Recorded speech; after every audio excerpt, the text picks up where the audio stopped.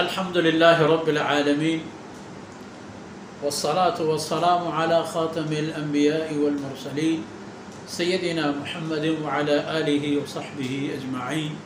أعوذ بالله من الشيطان الرجيم. وإذ قال موسى لقومه يا قوم لم تؤذونني وقد تعلمون أني رسول الله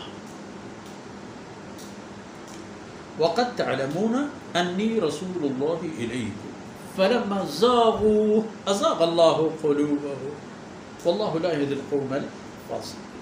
وإذ قال عيسى ابن مريم يا بني إسرائيل إني رسول الله إليكم مصدقا لما بين يدي من التوراة ومبشرا برسول يأتي من بعد اسمه أحمد.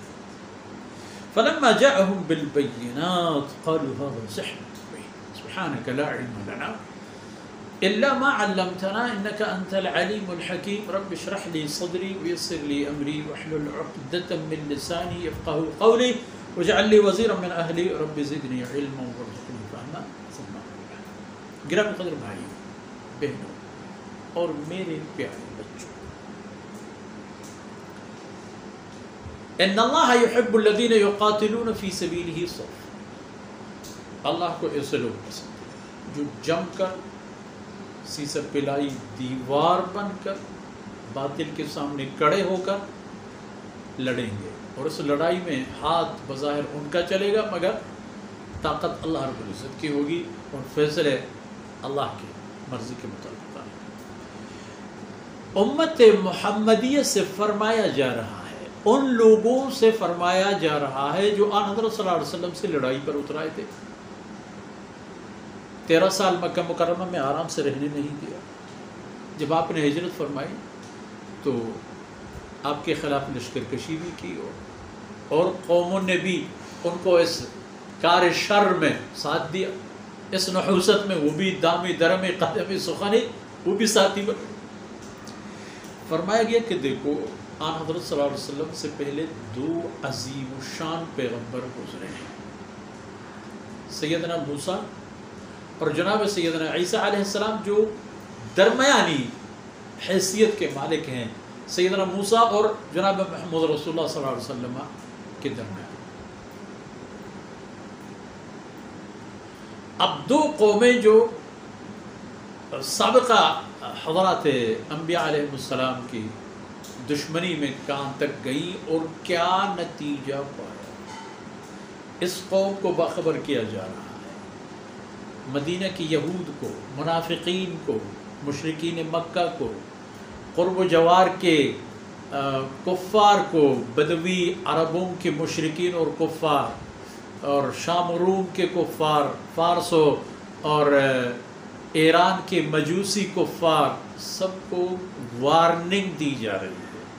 دیکھو پہلی بات سیدنا موسیٰ علیہ السلام کی. یا قوم، سیدنا موسیٰ علیہ السلام نے ارشاد فرمایا میری قوم ادھر آ جاؤ، او میری قوم لم تؤذوننی، آپ لوگ مجھے اذیتیں دیتے ہو کیوں؟ اللہ کی بات نہ مان کر، اللہ کی بات نہ سن کر. اور ویسے بھی سیدنا موسیٰ علیہ السلام کو تکلیف دے، جسمانی طور پر بھی، ذہنی اور روحانی طور پر بھی ہمیشہ ان کو اذیت دینے میں لگے ہوئے تھے. تکلیف دیتے ہو مجھے، وَقَدْ تَعْلَمُونَ أَنِّي رَسُولُ اللَّهِ، حالانکہ تمہیں پتہ ہے کہ میں اللہ کا رسول ہوں اور میرے پاس وہ نشانیاں ہیں جنہیں تم دیکھتے رہتے. یا قومی فرق، یا قومی یعنی یہودیوں سے خطاب ہے، جن لوگوں سے جنہیں اللہ کے اس مہربان رسول نے اللہ کے فضل و کرم سے فرعون کی تیز چھری کے زد اور تیزی سے محفوظ ہو، ان کی جگر گوشوں کو فرعونی چھریوں کے تیزی میں ذبح ہونے سے بچا. اس پیغمبر کا عالم ہے، اس کو اذیت دیتے.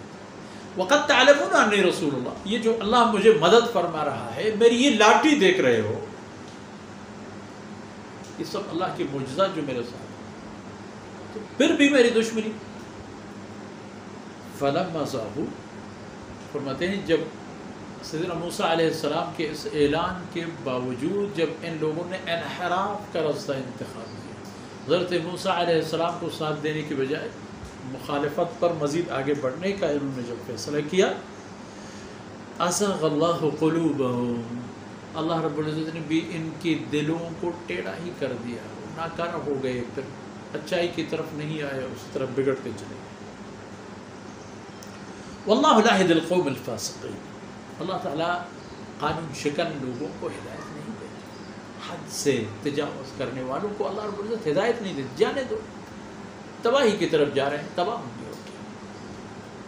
پھر نتیجہ یہی نکلا کہ اللہ رب العزت نے موسیٰ علیہ السلام کی ساتھیوں کو، ساتھ دینے والوں کو اور ساتھ چلنے والوں کو تحفظ فراہم کی، اور جو ان سے ہٹ کرتے ان میں ایک بھی نہیں بچا۔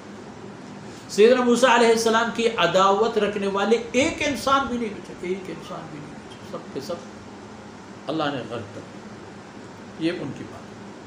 اور سیدنا عیسیٰ علیہ السلام کی بات سنو، وَإِذْ قَالَ عِيسَىٰ ابن مریم سیدنا عیسیٰ علیہ السلام نے جب فرمایا، اے بنی اسرائیل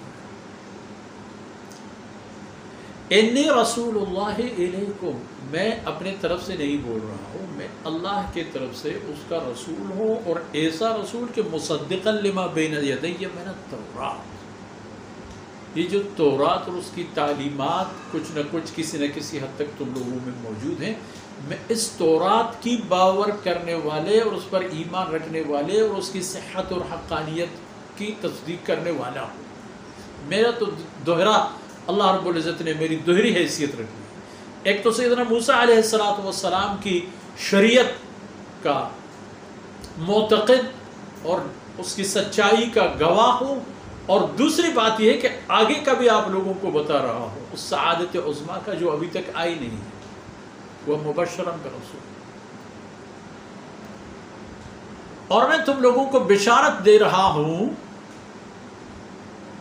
اس رسول کی جو میرے بعد آ رہا ہے، یاتی من بعدی، یاتی من بعدی،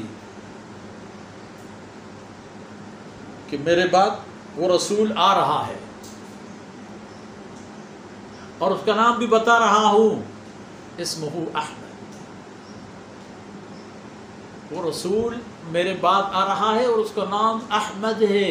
احمد کا معنی بار بار تعریف کیے گئے انسان، اور وہ انسان جس کو جتنے بھی تعریف کریں پھر بھی اس سے زیادہ وہ تعریف کا حقدار ہے۔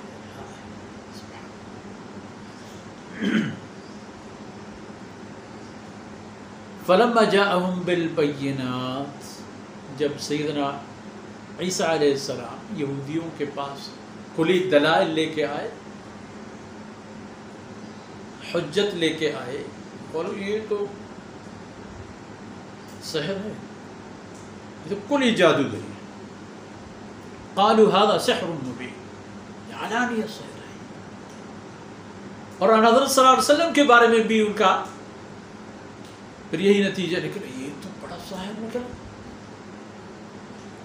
ان دو قوموں نے اپنے اپنے رسولوں کے ساتھ وہ رویہ اختیار کیا جو انہیں نہیں کرنا چاہیے تھا۔ اللہ رب العزت نے ان دونوں قوموں کی حیثیت ایسی ختم کر دی کہ ان کی نام نشان مٹ گئے۔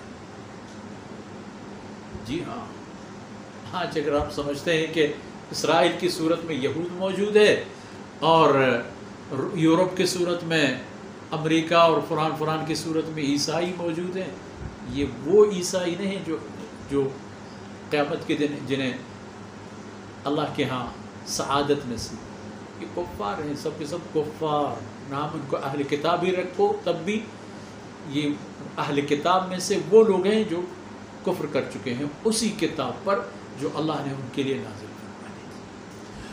اور پھر مشرکین مکہ، منافقین مدینہ اور مدینہ طیبہ کی ہر چیز پر اجارہ داری رکھنے والے یہود، سب سن لو کہ تم لوگوں کا بھی انجام وہی ہوگا جو موسیٰ و عیسیٰ علیہ السلام کے عداوت رکھنے والی قوموں کی ہو گئی، ہوا بھی وہی۔ اور اس کے بعد بھی اللہ کا یہ وعدہ اپنی جگہ قائم ہے، کہ اللہ کے راستے پر جو لڑتا ہے، آگے بڑھتا ہے، اللہ کی مدد حاصل ہوتے ہیں اسے، اور جو اللہ اور اس کے رسول کی شریعت کے خلاف تغدو کرتا ہے، اللہ رب العزت اسے دنیا اور آخرت میں ذلیل کر دیتے ہیں۔ ان معروضات کے ساتھ ہی آج کی باتیں اختتام پذیر ہوئیں۔